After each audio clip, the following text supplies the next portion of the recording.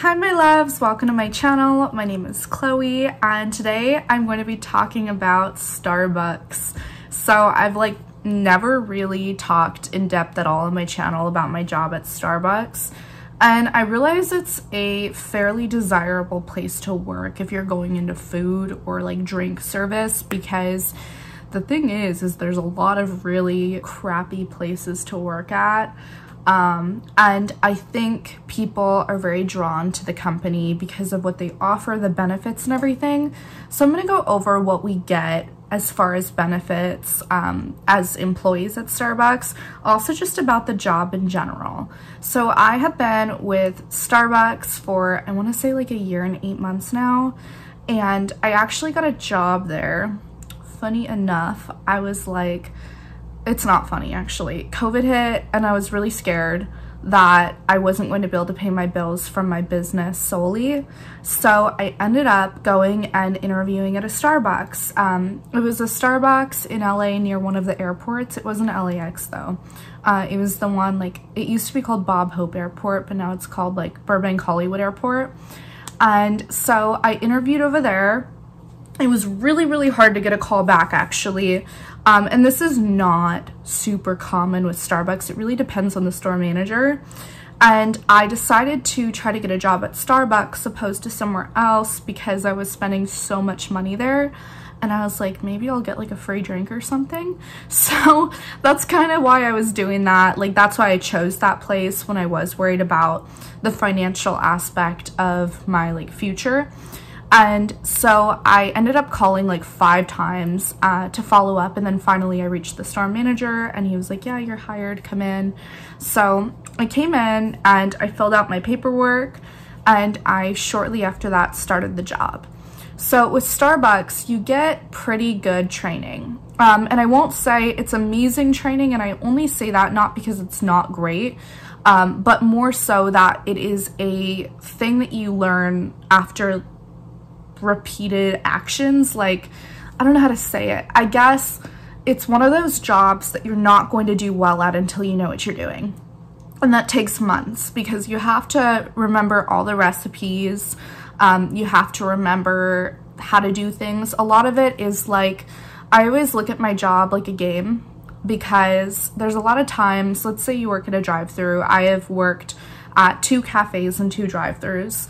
And at a drive-thru, you are slammed 99% of the time. So that's something about the job to consider. If you don't like being slammed and if you don't do well under pressure, Starbucks is probably not the job for you, or at least a drive-thru is not. If you thrive on chaos and if you thrive on fast-paced, you would love a drive-thru. That's what I like. I don't like cafes personally, because whenever I've worked at cafes, I'm wiping the same counter over and over during those times whenever you're not busy, and I go nuts. I do not like being bored at a job, so I would prefer to be slammed than to have nothing to do, and that's just me. So basically, you do have to remember all the recipes. You're gonna have to remember, as stickers come out of the sticker machine that tell you, you know how on your drinks you get a sticker? We have a machine that pulls all these stickers out as the drinks are coming in. Mobile, cafe, delivery, drive-through, and all these stickers come out, and you're pulling them, putting them on cups, and you basically, the biggest thing that you're gonna hear at a Starbucks is to have a sense of urgency.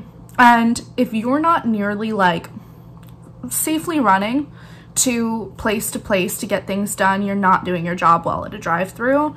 And none of this really applies to a cafe. I'm more talking about a drive-thru because that's my preference, and my current store is a drive-thru. I'm also going to talk about the aspects of being a manager versus a barista, because I did get promoted a few months back and it is very different. So basically, as a barista, your responsibilities are to make the drinks, make them correctly, make them in a timely fashion, know the recipes. Consistency is really important. You don't want to go to one Starbucks and get one drink, go to another and get a whole different drink. People go to Starbucks across the whole US and other countries for consistency. So it's really important that you're able to provide that. And as far as being a barista goes, you're also responsible for cleaning, you're responsible for doing food, And food can get really stressful depending on your personality. So basically, if you're making drinks, it's called barring. So you're barring.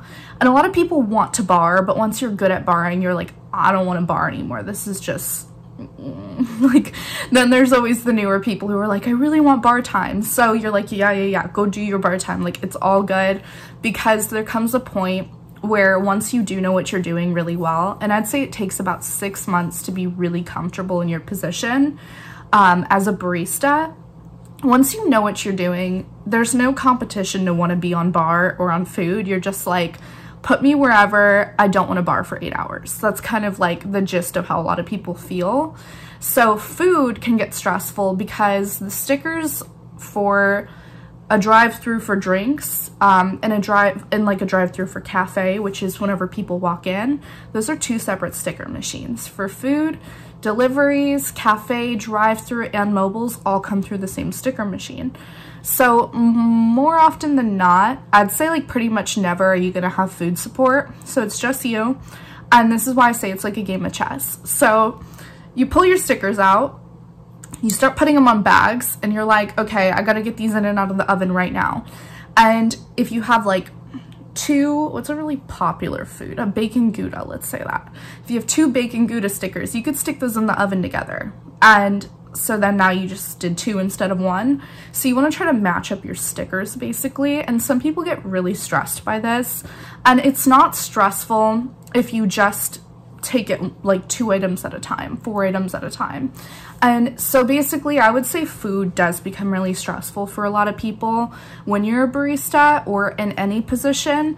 And I just don't want to downplay the job and say it's like super easy, because it's not super easy. It takes a lot of repeating the same behaviors. It takes a lot of practice. It's not a job that comes easy to you until you know what you're doing.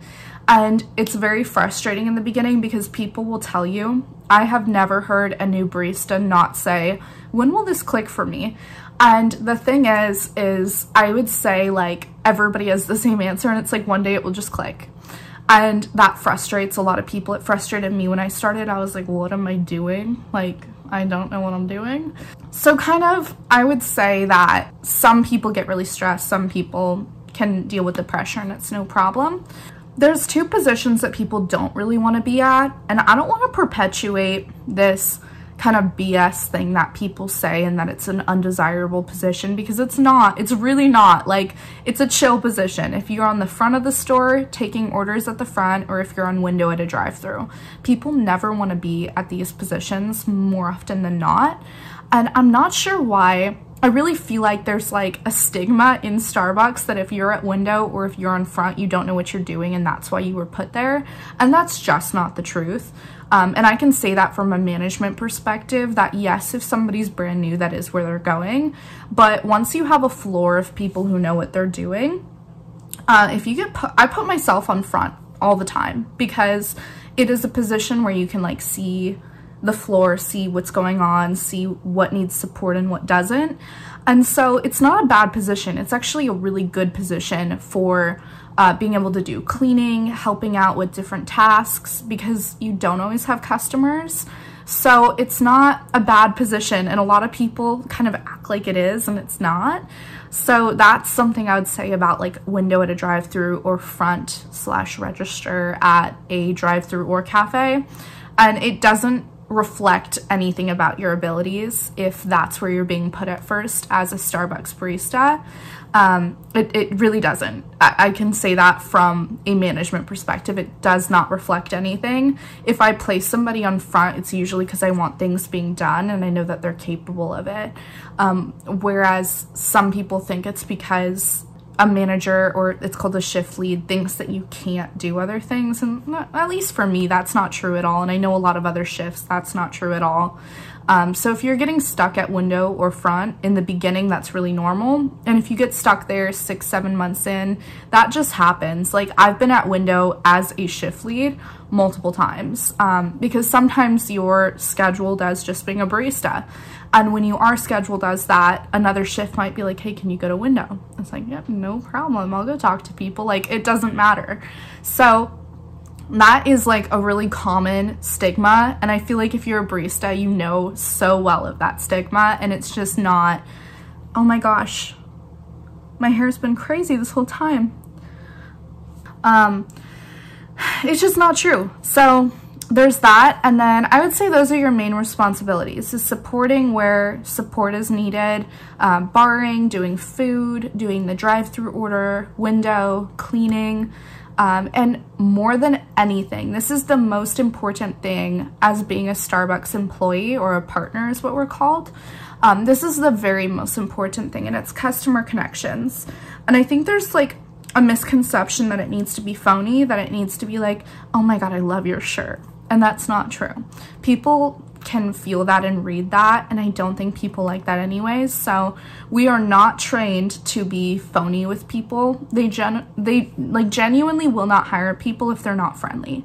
So people who you meet who are friendly at Starbucks are typically like actually friendly people, and that is how they kind of choose to hire or not hire. Okay, sorry, my video cut off, but I don't remember exactly what I was saying, so I'm just going to go into what your responsibilities are kind of as a manager, how the promotion process works. So to get promoted, you used to have to be a barista trainer first, and it doesn't work that way anymore. If you are promoted, you still have to do barista training, but you don't have to be a trainer anymore. So I just applied basically to be a shift, like right off the bat, because I'd been with the company for about 1.5 years and I knew exactly what I was doing at that point as a barista. So I was like, I'm just gonna apply. I don't want to be a trainer right now. Like, I'd rather just apply straight to being a shift. And my store manager was super supportive, and that is something across the board that you do find with most store managers, is they hire really well with employees, store managers. Some of my best friends I have met in Washington are coworkers. So they definitely hire really nice people. My store manager from my drive-through that I started at in Washington was phenomenal, like an amazing person. She was wonderful. She is wonderful. She's just not my store manager anymore. And so I went over to a cafe. It just was not my speed. And then I went over to a different drive-through in the same city or town. And this drive-through I'm at now has given me amazing training. I love my coworkers. It has been great. And the hiring process is not that crazy for either a barista or a shift. Basically, they ask you questions that are just general questions. Like when I went to my interview to be a barista, they gave me a free drink, and we always do that. We'll give you a free drink. And they asked me why I chose it, and I thought it was like a deep question. I really did. And it's not. Like, they don't ask you things to like trick you or put you in a corner. They ask you things just to get to know you. And so I was like, I just really like coffee. Coffee is so good. I just love coffee. I didn't know what to say, because that's why I got it. I love coffee. So I was like, I just love coffee. My shift interview was really different. They asked questions about what my experience as a barista has been like, and why I think I would make a good shift, and how I would deal with certain situations. So about 2 days after my interview, I got an email that I got hired as a shift, and then my transfer went through. They typically do transfer you out of your current store for a promotion. And that's a good thing, because you make friends at your stores as a barista, and then once you're their boss, because once you're a manager, you're their boss, and any slight feeling of favoritism could be like a huge HR problem. That's what I would imagine, at least. So I did have really close friends that were also baristas, and I do think I would have been fair in the store, but it doesn't mean that we don't subconsciously have biases. So I think that's why they do that, and it's really smart, and that's what they did for me. They just transferred me out. Anybody I've seen get promoted has been transferred out, and it's very uncommon that you're promoted within your store. So as a shift, you have like cash management duties, and there's so many things to that. You're responsible for running the schedule and running breaks and making sure that everything is running smoothly. I am personally a closer, so my responsibilities are typically to do all the cash management stuff, close the store, set the alarm. You have to pull food for the next day. It's really not so much difficult as it is starting not knowing what you're doing again. And that is always frustrating at a job, but I would say Starbucks in general is a really good company. And so I'm going to go into their benefits now. So they offer a 5% match of every paycheck into your 401k once you sign up. And that's really cool. Your 401k is for when you retire. So 5% of every paycheck they put into a 401k for you once you sign up. They also offer free college through ASU if you're working 20 hours a week, and free medical and dental insurance for you and your family if you work 20 hours a week. So that's also really cool. And a really big benefit that a lot of people like, and I've seen people buy cars with this benefit, is that every year at the end of the year, corporate gets together and decides how much they made that year, and then they give us all stock grants.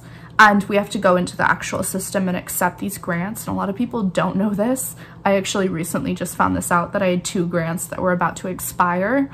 But basically they give you stock grants. So you get stocks in the stock market, and then they have to sit there for 2 years. So if you quit your job in those 2 years, you do not get them. But if you don't quit your job, you have stuff in the stock market, like stocks. And that's really cool because I remember my first store manager bought a brand new Jeep with his stocks from the past 10 years. And like, it's that much money. So that's why they call you a partner, because you are a business partner essentially. Like, they offer enough things that other companies don't offer that make you a partner, opposed to being a worker or employee. Even though you technically are, those are kind of the things that they offer that are really unique. And the part that I feel like everybody wants to know, which is what you get for free. Excuse me, I keep getting hiccups. Before your shift, you get 1 free drink. On your shift, you get a drink every single break, and then after your shift, you can leave with a drink. So you can get like 5 or 6 drinks in a day, but trust me, you get tired of it after like a year. And then you're like, I don't know if I want this food anymore, but you still eat it because it's really good. So that's kind of been my experience with Starbucks. I currently love the store I'm at. I love my store manager. My coworkers have been wonderful, and I'm getting really good training, which is super important. And if you don't feel like you're being trained well at your store, because it does happen, things slip through the cracks. There are a lot of Starbucks employees.